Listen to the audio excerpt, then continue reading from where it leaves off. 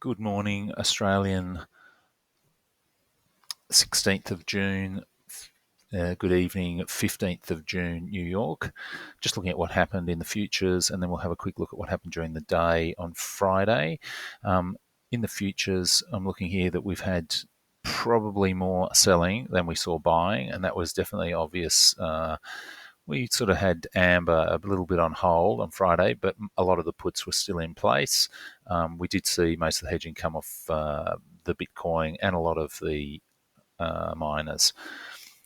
A quick look here. We have opened up a little bit in the Nasdaq and also in the Nasdaq E-minis, and we can see again that they've had a pretty steady day of being selling. We can see some selling through here. They started the day with some quite good buying. The surface has been pretty flat.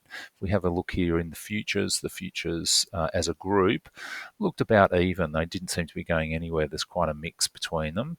If we just quickly change this to the lit hours and what the mag was doing, this is probably where most of the weight is, although a lot of the hedging has probably been done in the SPX. It's not there really to see, but we can see if people have been buying, which might put some pressure on the market this morning in Australian time and going through futures.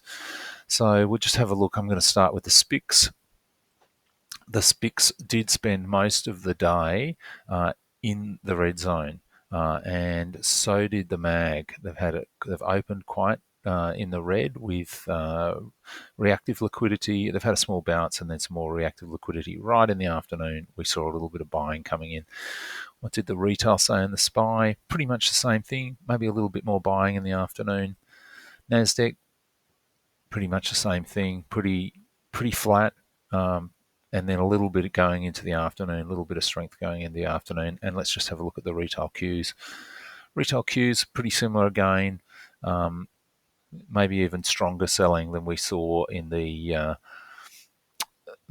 some of the other. This is the sort of telling thing. So look, it'd be interesting to see how short dated the remaining of those puts are and whether they burn up just over the weekend and give us a little bit of a bounce during the day in zero DTE hedging, or whether people have bought longer expiries. I definitely bought a month on my index puts, and I had 7 days running on my TLT position, which did go in the red on Friday. Be interesting to see how that opens up today.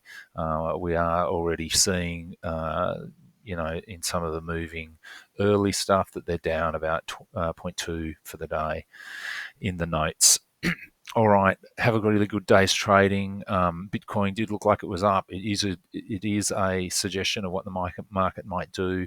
We did see quite a lot of buying during periods over Sunday and during Saturday.